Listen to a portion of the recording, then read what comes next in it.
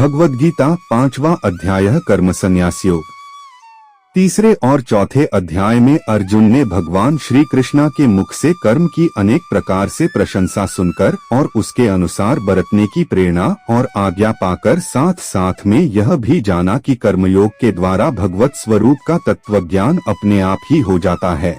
चौथे अध्याय के अंत में भी भगवान ने उन्हें कर्मयोग प्राप्त करने को आज्ञा दी है, परंतु बीच बीच में ब्रह्माग्नाव परे यज्ञ यज्ञेन वोपजुह्वति तद्विद्धि प्राणिपातेन आदि वचनों के द्वारा ज्ञान योग की यानी कर्म संन्यास की प्रशंसा सुनी। इससे अर्जुन इन दोनों में अपने लिए कौन सा साधन श्रेष्ठ है उसका निश्चय न कर सका, इसलिए उसका निर्णय अब भगवान के श्रीमुख से ही हो। इस उद्देश्य से अर्जुन पूछते हैं। अर्जुन बोले, हे कृष्ण, आप कर्मों के संन्यास की और फिर कर्मयोग की प्रशंसा करते हैं, इसलिए इन दोनों साधनों में से जो एक मेरे लिए भली भांति निश्चित कल्याणकारक साधन हो उसको कहिए। श्री भगवान बोले हैं, कर्म संन्यास और कर्मयोग ये दोनों ही परम कल्याण के करने वाले हैं, परंतु उन दोनों में भी कर्म संन्यास से कर्मयोग साधन में सुगम होने से श्रेष्ठ है। हे अर्जुन, जो पुरुष किसी से द्वेष नहीं करता है और न किसी की आकांक्षा करता है, वह कर्मयोगी सदा सन्यासी ही समझने योग्य है, क्योंकि रागद्वेषादि द्वंद्वों से रहित पुरुष सुखपूर्वक संसार बंधन से मुक्त हो जाता है। उपर्युक्त सन्यास और कर्मयोग को मूर्ख लोग पृथक पृथक फल देने वाले कहते हैं, न कि पंडित जन, क्योंकि दोनों में से एक में भी समय प्रकार से स्थित पुरुष दोनों के फलस्वरूप परमात्मा को प्राप्त होता है।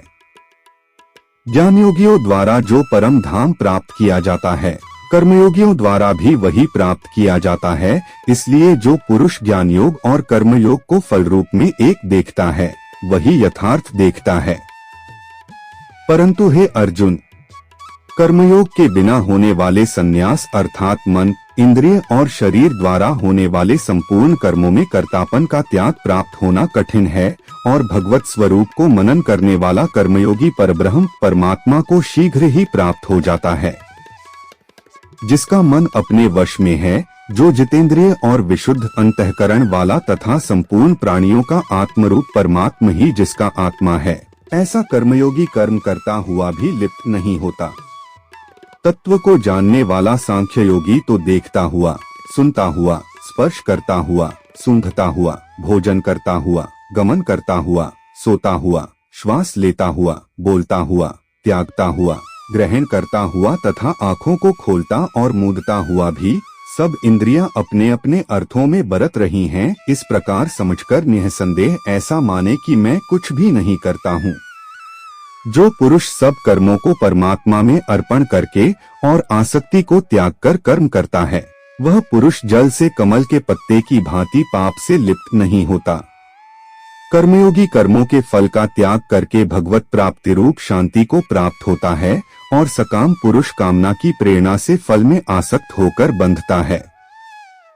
अंतःकरण जिसके वश में है, ऐसा सांख्य योग का आचरण करने वाला पुरुष न करता हुआ और न करवाता हुआ ही नवद्वारों वाले शरीर रूपी घर में सब कर्मों का मन से त्याग कर आनंद पूर्वक सच्चिदानंद घन परमात्मा के स्वरूप में स्थित रहता है।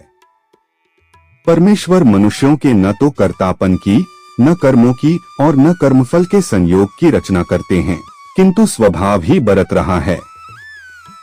सर्वव्यापी परमेश्वर भी न किसी के पाप कर्म को और न किसी के शुभ कर्म को ही ग्रहण करता है, किंतु अज्ञान के द्वारा ज्ञान ढका हुआ है, उसी से सब अज्ञानी मनुष्य मोहित हो रहे हैं।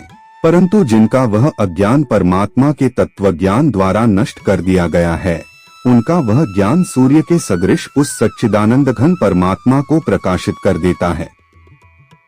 जिनका मन तद्रूप हो रहा है, जिनकी बुद्धि तद्रूप हो रही है, और सच्चिदानंद घन परमात्मा में ही जिनकी निरंतर एक ही भाव से स्थिति है, ऐसे तत्परायण पुरुष ज्ञान के द्वारा पाप रहित होकर अपुनरावृत्ति को अर्थात परम गति को प्राप्त होते हैं। वे ज्ञानी जन विद्या और विनययुक्त ब्राह्मण में तथा गौ, हाथी, कुत्ते और चांडाल में भी समदर्शी होते हैं। जिनका मन संभाव में स्थित है, उनके द्वारा इस जीवित अवस्था में ही संपूर्ण संसार जीत लिया गया है। क्योंकि सच्चिदानंद घन परमात्मा निर्दोष और सम है, इससे वे सच्चिदानंद घन परमात्मा में ही स्थित है। जो पुरुष प्रिय को प्राप्त होकर हर्षित नहीं हो और अप्रिय को प्राप्त होकर उद्विग्न न हो, वह स्थिर बुद्धि, संशय रहित ब्रह्मवेत्ता पुरुष सच्चिदानंद घन परब्रह्म परमात्मा में एक ही भाव से नित्य स्थित है। बाहर के विषयों में आसक्ति रहित अंतःकरण वाला साधक आत्मा में स्थित जो ध्यानजनित सात्विक आनंद है, उसको प्राप्त होता है। तदंतर वह सच्चिदानंद घन परब्रह्म परमात्मा के ध्यान रूप योग में अभिन्न भाव से स्थित पुरुष अक्षय आनंद का अनुभव करता है।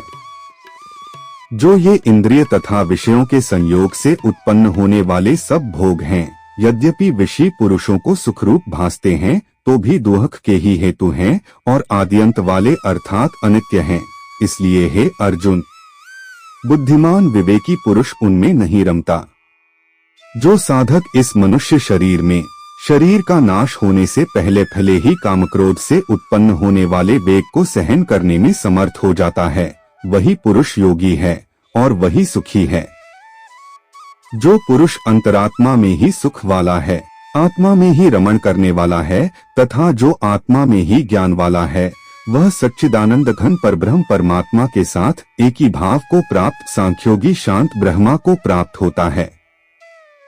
जिनके सब पाप नष्ट हो गए हैं, जिनके सब संशय ज्ञान के द्वारा निवृत्त हो गए हैं, जो संपूर्ण प्राणियों के हित में रत हैं और जिनका जीता हुआ मन निश्चल भाव से परमात्मा में स्थित हैं, वे ब्रह्मवेत्ता पुरुष शांत ब्रह्मा को प्राप्त होते हैं। काम क्रोध से रहित जीते हुए चित्त वाले परब्रह्म परमात्मा का साक्षात्कार किए हुए ज्ञानी पुरुषों के लिए सब ओर से शांत परब्रह्म परमात्मा ही परिपूर्ण है। बाहर के विषय भोगों को न चिंतन करता हुआ बाहर ही निकालकर और नेत्रों की दृष्टि को भ्रिकुटी के बीच में स्थित करके तथा नासिका में विचरने वाले प्राण और अपान वायु को सम करके जिसकी इंद्रिया, मन और बुद्धि जीती हुई हैं, ऐसा जो मोक्ष प्रायण मुनि इच्छा, भय और क्रोध से रहित हो गया है, वह सदा मुक्त ही है।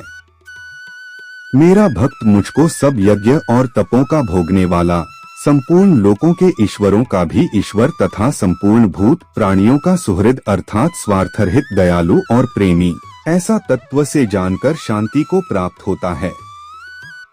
इस प्रकार उपनिषद, ब्रह्म विद्या तथा योग शास्त्र रूप श्रीमद् भगवद गीता के श्री कृष्ण अर्जुन संवाद में कर्म संन्यास योग नामक 5वां अध्याय संपूर्ण हुआ।